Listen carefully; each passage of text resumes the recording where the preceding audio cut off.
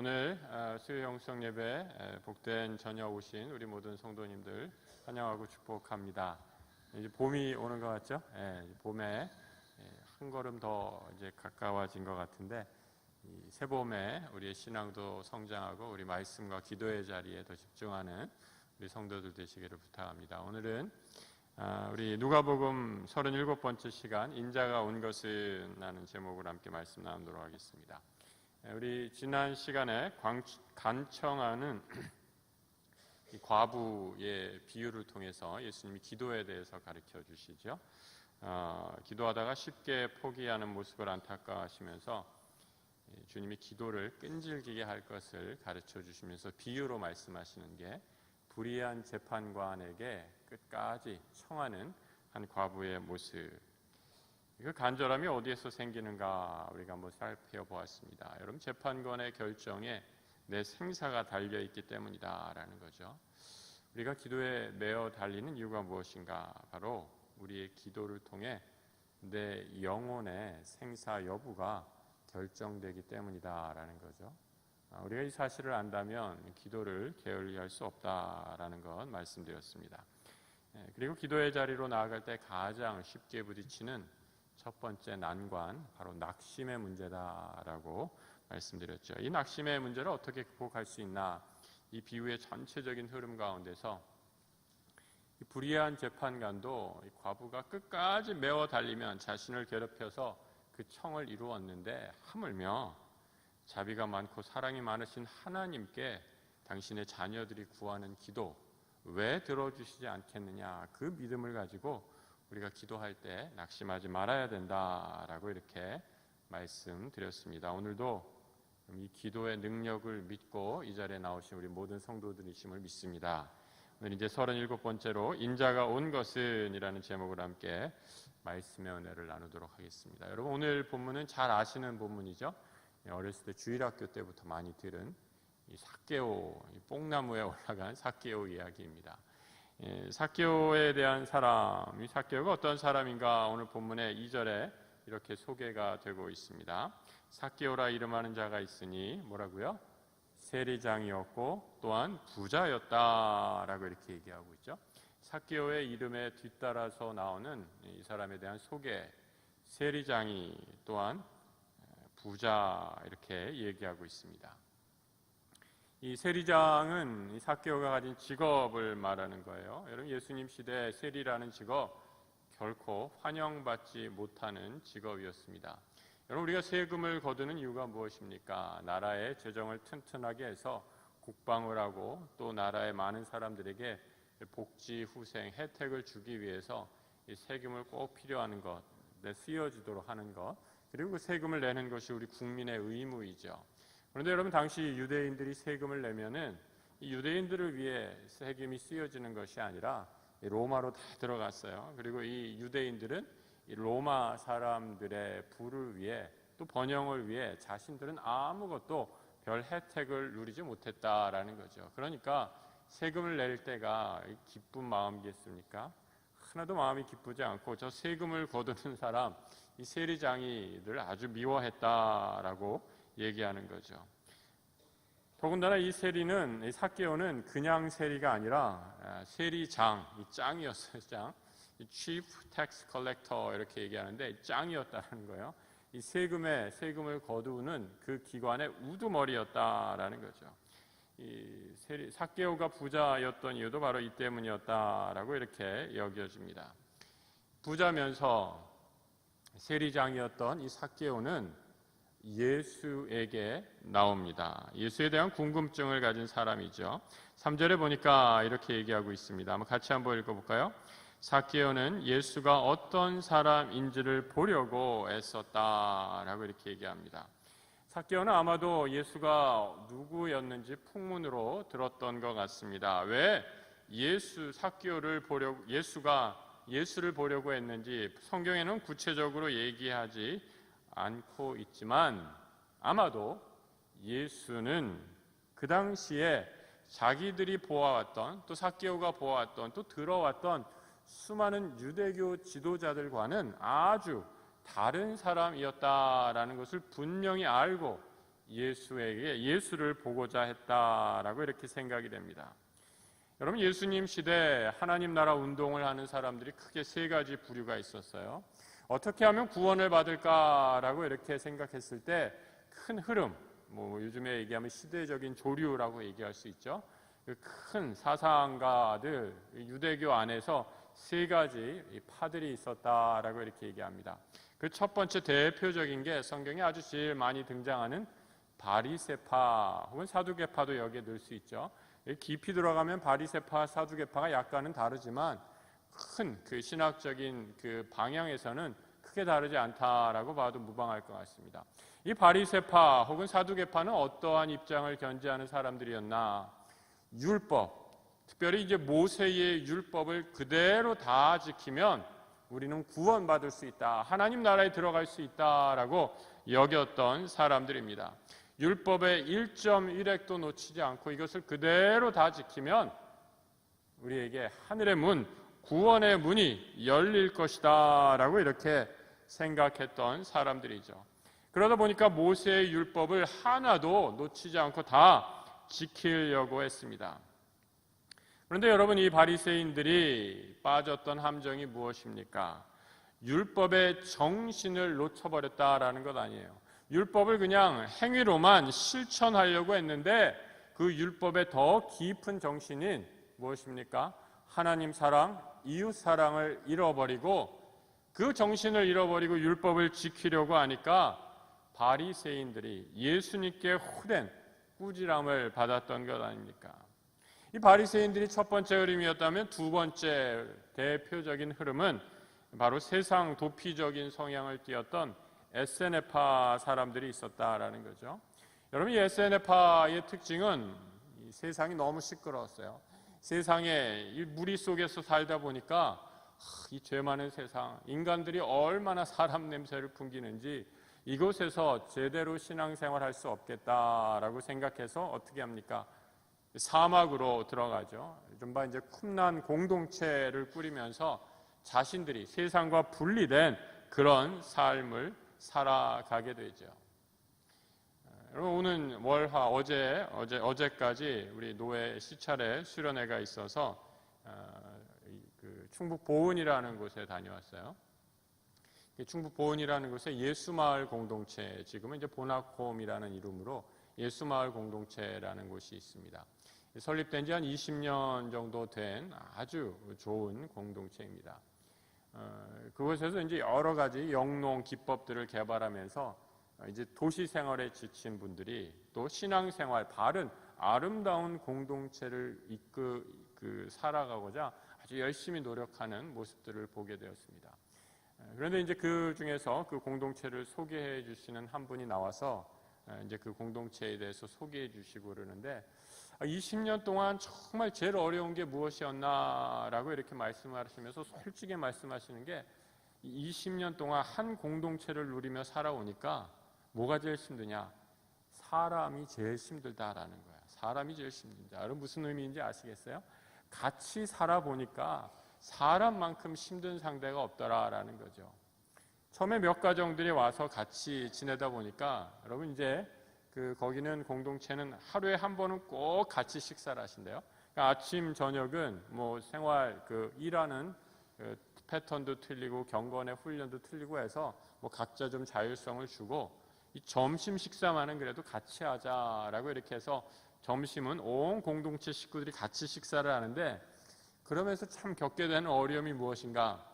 이 공동체 생활을 함께 하니까 거짓을 말할 수가 없더라라는 거예요.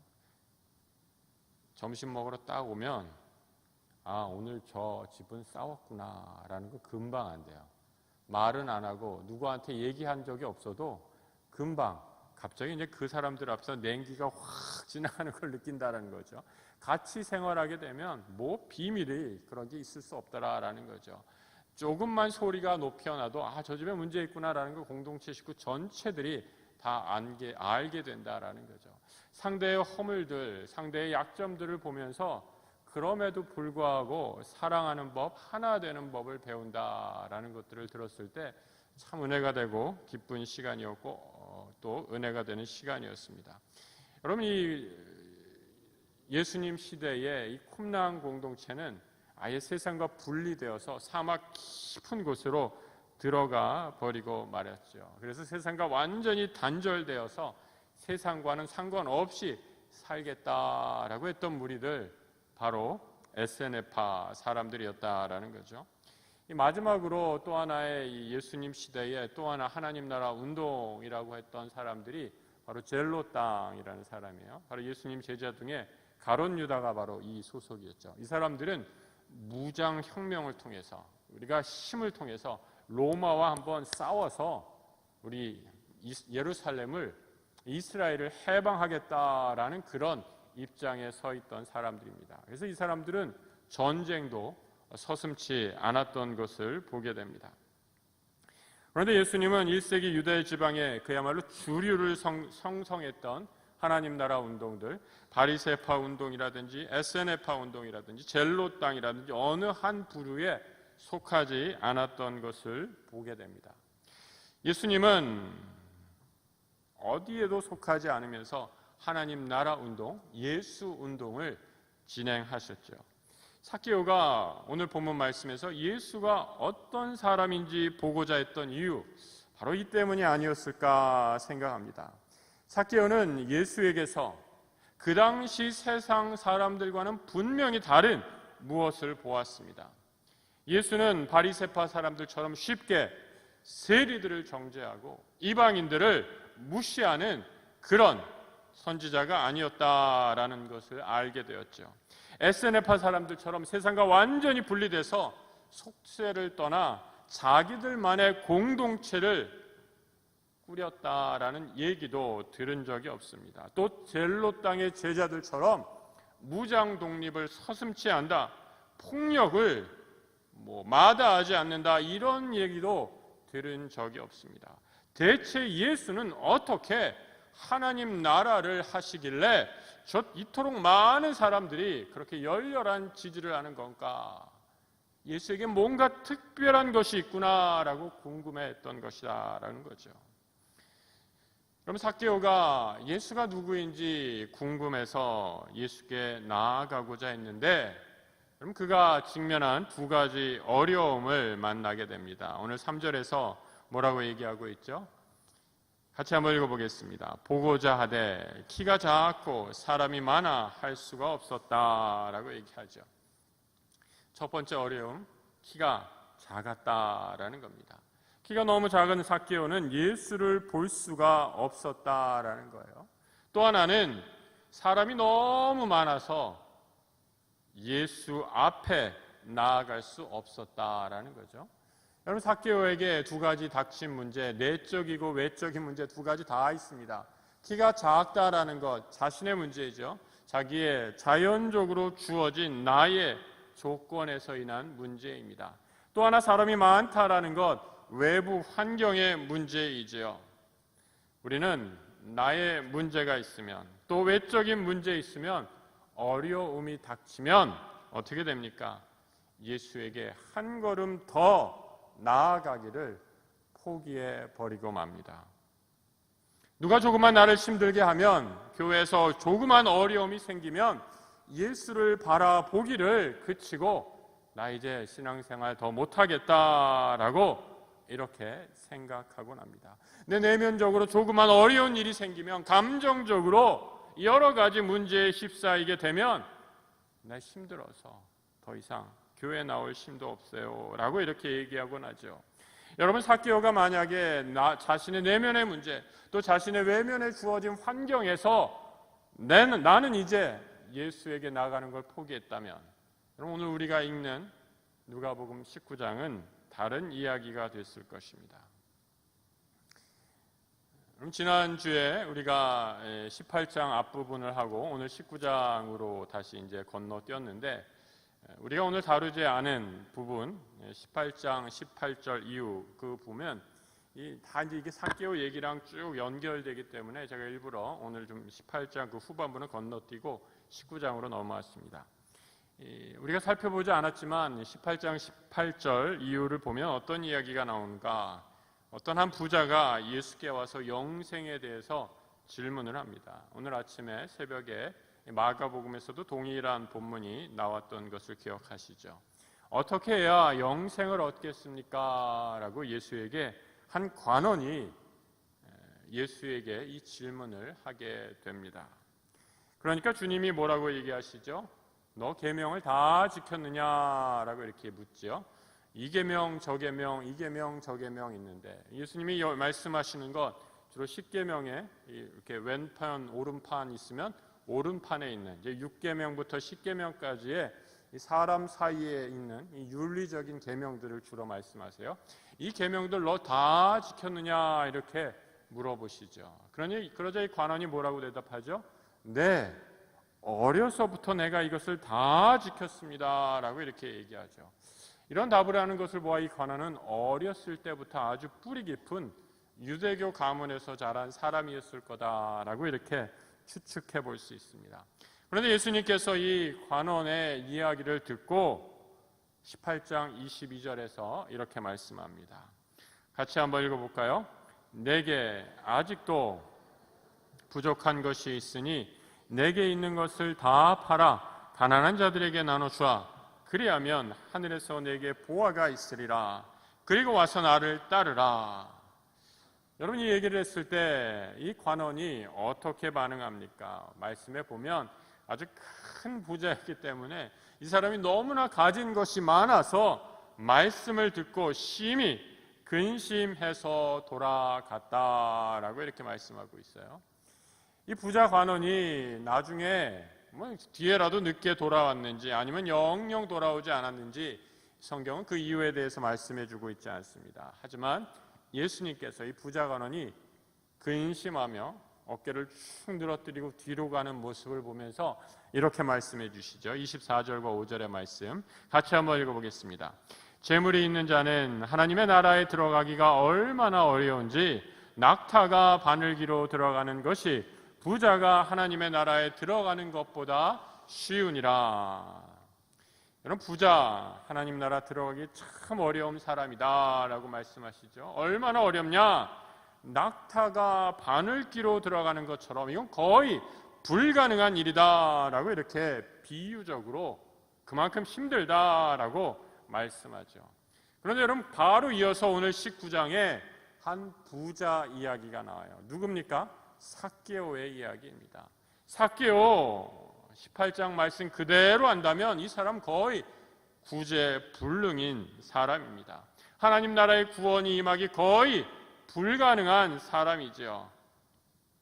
그런데 오늘 우리가 읽은 삭개오는 그 범주, 예수님이 방금 전에 앞장에서 말씀하셨던 그 18장 부자가 낙타기로 들어가는 그 경우에 해당되지 않는다라는 거죠. 삭개오는 부자였으면서 왜 무엇이 달랐을까? 그럼 삭개오의 그 마음이 어린아이와 같았다라는 거죠. 얼마만큼 어린아이였냐? 예수께 나아가고자 하는 마음만은 누구도 막을 수 없을 만큼 어린아이와 같은 순전한 마음을 갖고 있었다라는 거죠. 여러분, 우리가 영적으로 성장하지 못하는 이유는 무엇입니까? 무엇이든지 조금 해보고 포기하고 말기 때문이죠. 예수를 만나려고 했는데 내 키가 작아요. 사람들이 너무 많아서 예수 앞에 나갈 수 없어요. 다음에 할게요. 힘들고 귀찮습니다. 내가 이제 아직 경제적으로 독립하지 못해서요. 너무 할 것이 많아요. 이 모든 내가 할 욕심에 하나님 만나는 일을, 예수를 만나는 일을 점점 뒤로 뒷전에 몰아두다가 끊임없이 핑계를 대다가 어려운 일이 닥치게 되면 쉽게 포기해 버린다라는 거죠. 천국에 가고는 싶은데 길이 다 막혔으니 이젠 포기해야 됐다라고 이렇게 말합니다. 영적으로 아주 위험한 생각입니다. 여러분, 삭개오는 키가 작았습니다. 그의 내적인 한계입니다. 어떻게 아무리 노력해도 바꿀 수 없는 그의 한계였죠. 또 사람들이 많은 외적인 어려움이 있었습니다. 자신의 힘으로 어쩔 수 없이 주위의 환경이 그에게 주어져 있었습니다. 하지만 그 내적인 환경, 외적인 환경 그 모두에 포기하지 않고 끝까지 예수에게 나아갑니다. 지위도 높았고 악명도 높은 세리장이었지만 사람들의 시선에 상관없이 이 부자 삭개오는 예수를 보고자 어떻게 하죠? 나무 위에 올라갑니다. 나무 위에 올라갑니다. 이 나무가 어떤 나무였어요, 여러분? 예전 성경에 뽕나무 이렇게 번역을 했는데 이 새로 개역 개정에는 돌 무화과 나무라고 했어요. 사실은 뽕나무가 훨씬 더 어감이 재밌어요, 그죠? 이 삭개오가 뽕나무에 올라갔다라는 게 좀 더 유머러스한데 이걸 왜 괜히 돌 무화과 나무, 뽕나무보다 여러분 돌 무화과 나무가 뭔지 아시겠어요? 저는 아무리 들어도 잘 모르겠어요. 그 지역에 살지 않아서 그런지 몰라도 뽕나무 하면은 지나가다가 좀 본 것 같아요. 예. 뽕이 열리는 나무가 뽕나무인가요? 아무튼 재미있는, 여러분 얼마나 이게 우스꽝스러운 장면인지 머릿속으로 한번 상상해 보세요. 부자 삭개오가, 아무도 관심을 갖지 않은 삭개오가 예수를 보고자 자기의 가진 환경, 조건, 모든 것들을 다 뛰어넘어 단지 예수가 누구인지 알고자 그 나무 위를 올라가는 모습. 여러분 믿음의 눈으로 바라보지 못한다면 이 장면이 얼마나 우스운 장면인가. 세상에 부족할 게 뭐가 있는 사람이에요? 세상에 누가 그에게 나무 위로 올라가라고 명한단 말입니까? 아무도 그럴 사람 없죠. 하지만 그가 가진 단 한 가지, 자기 마음속에 있는 갈급함을 채우고자 그는 나무 위로 올라갔다라는 거죠. 여러분 삭개오가 나무 위에 올라갈 수밖에 없었던 갈급함이 무엇일까? 여러분 그 누가는요, 아주 우리가 이게 누가복음 순서대로 쭉 읽고 있는데 여러 가지, 이 성경은 그래서 이 성경의 유명한 그 하나의 성경 해석의 원칙이 있어요. 무엇이냐? 성경은 성경으로 풀어라라는 거죠. 성경은 성경으로 풀어라. 성경은 성경으로 풀 때 또 하나 더 좋은 건 뭐냐면 이 신약에 있는 것, 구약에 있는 것, 왔다 갔다 할 수 있지만 더 좋은 것, 더 확실한 클루는, 더 확실하게 성경을 정확하게 해석할 수 있는 것은 누가복음에서 생긴 것은 누가복음의 맥락 속에서 해석할 때 더 바른 답을 찾을 수 있어요. 누가복음을 아무리 찾아봐도 그 답이 잘 안 나온다 하면 다른 성경, 구약으로 넘어갈 수도 있고 다른 성경으로 넘어가서도 볼 수 있는데 누가복음에 생긴 의문들은 한번 누가복음에서 해결해 보려고 노력을 하는 거죠. 자, 삭개오가 왜 나무 위로 올라갈 수밖에 없었던 그 갈급함이 무엇이었는가? 여러분 이 누가복음 바로 앞장, 이 19장에 있는 모든 그 삭개오의 행위의 이 열쇠들, 그 단서들은 그 바로 앞에 18장에 거의 다 드러나고 있습니다. 18장 13절에 보면 이 삭개오와 같은 직종에 있었던 한 세리의 기도가 나오는 것을 보게 됩니다. 같이 한번 읽어보겠습니다. 세리는 멀리 서서 감히 눈을 들어 하늘을 쳐다보지도 못하고 다만 가슴을 치며 이르되 하나님이여 불쌍히 여기소서 나는 죄인이로소이다. 그럼 삭개오는 바로 이 마음을 가지고 그 나무 위에 올라가지 않았을까? 사람들이 보고 저 웃기는 놈 있네, 저 죄인인 놈 저 봐라, 나무에 올라가서 뭘 하는 거야, 손가락질 한다 할지라도 망설임이 없이 단지 예수를 보고자 그는 나무 위로 올라갔다라는 거죠. 18장 후반부에 보면 여리고에 사는 맹인이 또 하나 등장합니다. 여러분 이 맹인, 예수가 온다는 소식을 듣고 어떻게 얘기합니까? 다윗의 자손 예수여 나를 불쌍히 여기소서, 이렇게 큰 소리로 외치죠. 여러분 이때 주변에 있는 많은 사람들이 뭐라고 얘기하는지 압니까? 어유 이 죄인인 맹인아, 앞을 못 보는 소경아, 그 당시 이런 병을 걸린 사람 하나님의 형벌을 받았다라고 생각했기에 부정한 사람이라고 생각했다라는 거예요.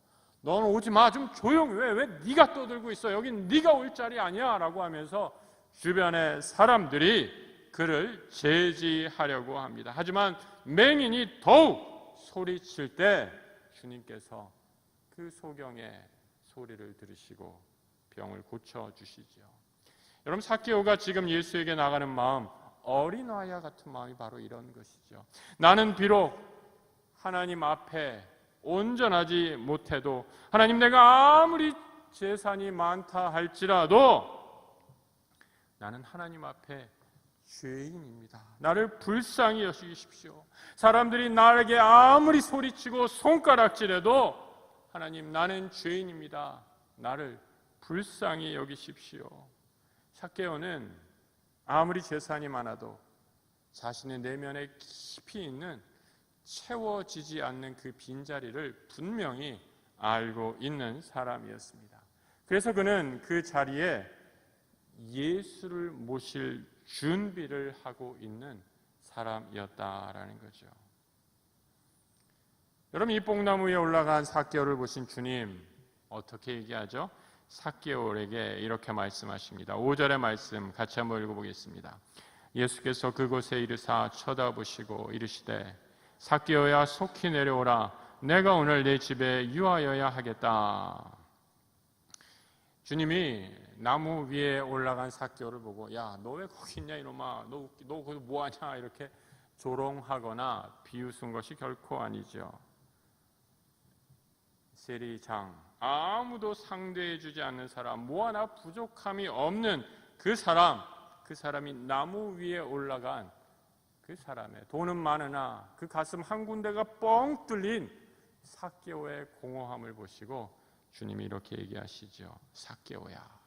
먼저 그의 이름을 불러주십니다. 여러분, 이 삭개오의 이름의 뜻은 정결한, 클린하다라는 뜻이죠.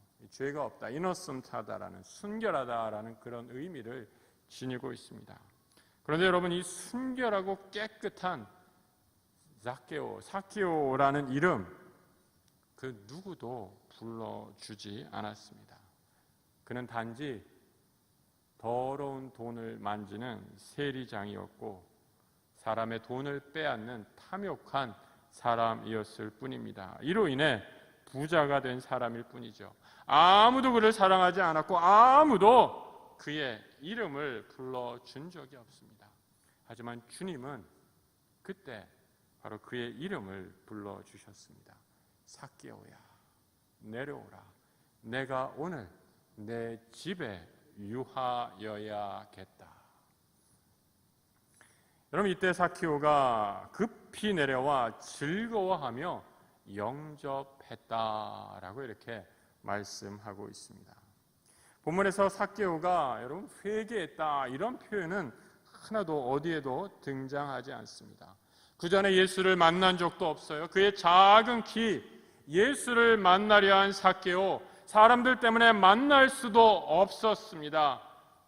하지만 삭개오가 예수를 보기 위해 한 걸음 더 나아간 이 행위, 나무 위에 올라가 간절한 마음으로 예수에게로 나아가는 그 모든 행위, 주님이 이미 아시고 회개란 하나님의 자녀로 받아주셨다라는 거죠.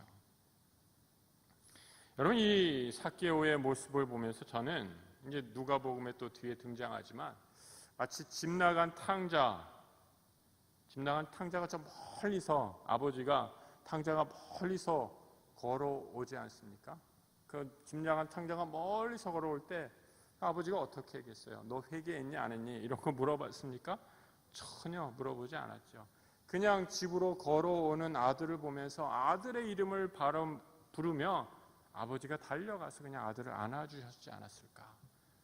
내게로 돌아온 것만이라도 너는 회개한 것이다 라고 받아주면서 우리 주님은 삭개오야, 내려오라. 내가 오늘 내 집에 유하여야겠다라고 이렇게 말씀하신 것이죠. 주님이 이 말을 하자 사람들이 수군거리기 시작하죠. 뭐라고 수군거립니까? 저가 죄인의 집에 유하여라 한다. 아마 이거는 틀림없이 이 바리새인들의 말이었을 것입니다. 여러분, 바리새인들 아까도 말씀드렸듯이 하나님 앞에 가장 경건하다라고 자랑하는 사람들이었죠. 그 사람들 기준에 세리는 대표적인 죄인 가운데 하나입니다. 절대로 상종해서는 안 되는 사람입니다. 죄인들과 함께 지내면 죄가 접촉되면 전염되고 죄가 퍼지게 돼서 죄인들과 절대 함께 식사를 하다니 있을 수도 없는 일이었던 것이죠.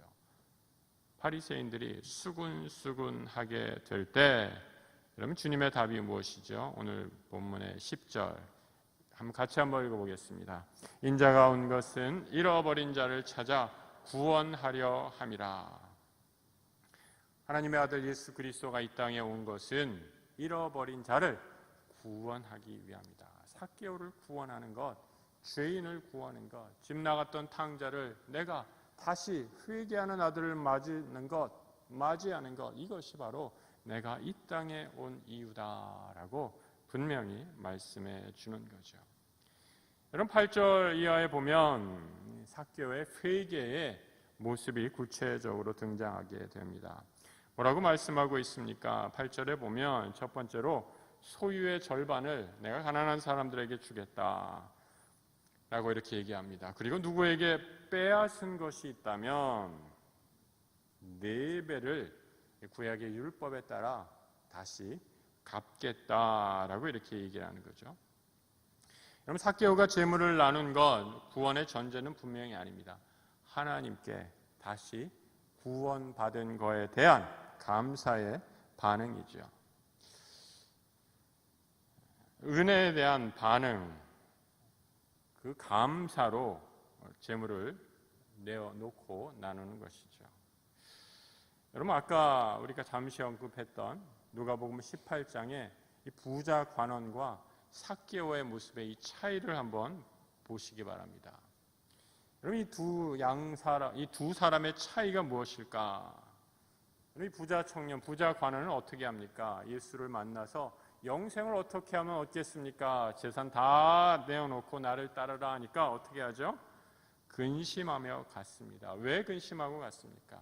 나는 하나도 변하지 않으면서 내 하나도 변하지 않는 삶 위에 이 청년은 예수라는 장식만 하나 더 얹혀놓고 싶었습니다. 무늬만 예수 그리스도인, 그것이 가장 쉽고 편한 길이기 때문에 그 삶을 원했던 것이죠. 그 삶을 원했던 이 부자 청년에게 주님이 뭐라고 얘기하시죠? 네가 가진 것 다 내려놓고 나를 따르라 라고 말씀하지 않습니까? 그의 영혼이 진동하게 되죠. 그의 삶의 기반이 바로 이 재물이었는데 그것을 버리고 하나님을 따르라, 하나님 예수를 따르라, 나를 따르라 얘기하니 이 청년은 근심하며 돌아갈 수밖에 없었다라는 거죠. 하지만 여러분 삭개오의 경우는 어땠습니까? 말만의 회개, 감정만의 회개. 우리 오늘 전도사님이 이런 기도 하셨죠? 이 노래, 입술로만 부르는 찬양이 아니라 우리의 삶으로 드리는 찬양이 되게 해달라고 기도 제목으로 나누지 않으셨습니까? 내 죄에 대한 보상을 분명히 결단하며, 여러분 삭개오가 이렇게 재물을 나눈다라는 것, 이제 재물의 주인, 재물이 내 삶의 주인으로 섬기며 살지 않겠다라는 그의 영적인 결단이죠. 하나님을 내 삶의 주인으로, 예수를 내 삶의 주인으로 모시겠습니다라는 그의 결단, 이것이 바로 회개였다라는 거죠. 여러분 우리가 말씀을 들으면 이렇게 생각하실지 모르겠어요. 예수 제대로 믿으려면 가진 재산 다 팔고 목사가 되든지 선교사가 되든지 해야 되나 보다라고 이렇게 생각하실지 모르겠습니다. 여러분 오늘 부자 청년 재물을 다 팔라고 하시죠. 그래서 심히 걱정해서 돌아가죠. 그런데 여러분 오늘 삭개오의 경우는 좀 달랐어요. 삭개오는 어떻게 했죠? 재물을 다 내놓지는 않았어요. 뭐라고 얘기합니까? 자기 재산의 절반. 그럼 무슨 이야기입니까? 하나님, 우리 재산을 탐내는 분이 결코 아니죠. 재산 다 팔아 교회에 바치면 하나님 축복하고 숨겨두면 벌을 내리는 그런 하나님이 아닙니다. 사도행전 5장의 아나니아와 삽비라, 그럼 그가 무서운 형벌을 받은 것, 그의 소유를 다 바치지 못해 형벌을 받은 것이 아니죠. 소유를 감추었고 거짓을 행했기 때문에, 그리고 그 거짓 후에 내가 이만큼 바쳤다라는 자만의 죄를 지었기에, 교만의 죄를 지었기에 성령의 무서운 심판을 받은 것입니다. 여러분 본문에서 삭개오가 바친 것, 삭개오의 진심 어린 회개였습니다. 그것이 중요하다라는 거죠. 삭개오의 회개, 하나님 내가 동족의 세를 받아 하나님보다 돈을 우상으로 놓고 살았군요. 이를 회개합니다. 이에 따라 자신의 이 회개를 행위로 표현한 것뿐입니다. 삭개오는 이제 그 삶의 주인이 재물이 아니라 하나님임을 그 행위로 믿음으로 선포하는 것이죠. 여러분, 성경은 하나님보다 더 우선시하는 모든 것을 우상이요 죄라고 가르쳐줍니다. 우리 인간이 이런 우상을 섬기고 있을 때 우리는 아무리 부자라 할지라도, 아무리 높은 명예를 갖고 있다 할지라도, 아무리 세상 사람들이 두려워하는 권력을 갖고 있다 할지라도 결코 만족을 누릴 수 없습니다. 삭개오는 마침내 예수를 만남으로 그 인생의 깊은 공허와 갈증을 해결하고 하나님으로 주인 삼게 되지요. 주님이 삭개오에게 하신 말씀 오늘 9절입니다. 삭개오의 참된 회개가 이어진 후에 우리 주님이 선포하신 구원의 말씀 9절 한번 같이 한번 읽어보겠습니다. 오늘 구원이 이 집에 이르렀으니 이 사람도 아브라함의 자손입니다. 여러분, 주님이 삭개오에게 주신 구원의 축복, 이 사람도 아브라함의 자손이다라고 이렇게 얘기해요. 그럼 제가 아까 말씀드렸죠? 이 성경을 성경으로 풀어야 한다고. 누가복음에 있는 구절은 어디에서? 누가복음 안에서 푸는 게 좋다라는 거예요. 그러니까 누가복음에서 만약에 아브라함의 자손 이것을 볼 때 아브라함의 자손이라는 얘기가 누가복음의 다른 데서 아무 데도 나오지 않으면 어디로 가야겠어요? 저기 앞에 구약의 창세기로 가야겠죠? 그런데 아브라함의 자손이라는 얘기가 누가복음에 나오고 있어요. 누가복음 1장 54절과 55절 한번 같이 한번 읽어보겠습니다. 그 종 이스라엘을 도우사 긍휼히 여기시고 기억하시되 우리 조상에게 말씀하신 것과 같이 아브라함과 그 자손에게 영원히 하시리로다. 우리 주님께서 지금 삭개오에게 주신 구원의 축복 1장 54절 55절 아주 자막에 조금만 더 띄워주세요. 뭐라고 되어 있나? 제일 처음에 그 종 이스라엘을 뭐라고 나오고 있죠? 도우사, 도우심. 그 다음에 긍휼히 여기심. 그 다음에 기억하심. 그리고 우리 조상이 말씀하신 것과 같이 아브라함과 그 자손에게 영원히 이것을 허락하신다. 이런 네 가지 구원의 축복. 이 축복이 오늘 삭개오에게 그대로 임할 것이다 라고 축복해 주고 계십니다. 이제 삭개오는 회개를 통해 하늘의 도우심을 체험하고 살 것입니다. 그의 재물이, 그의 돈이 그를 지켜주는 것이 아니라 하늘의 도우심, 하늘로부터 내리는 신령한 은혜의 도우심을 입고 살아갈 것이다 말씀하죠. 삭개오의 회개를 통해 이제 그는 사람의 인정에 목말라 하는 것이 아니라 하나님의 자녀라 인정함을 받을 것입니다. 여러분, 이 하나님의 자녀로 인정받는다라는 것, 구약에서 긍휼히 여김을 받는다라는 것의 의미이죠. 이 성경에서 바로 긍휼히 여김을 받는다. 시편에 보면 하나님의 자녀이기 때문에 하나님께서 우리를 긍휼히 여겨주신다라는 거예요. 우리 자녀들 보면 그런 마음 생기잖아요.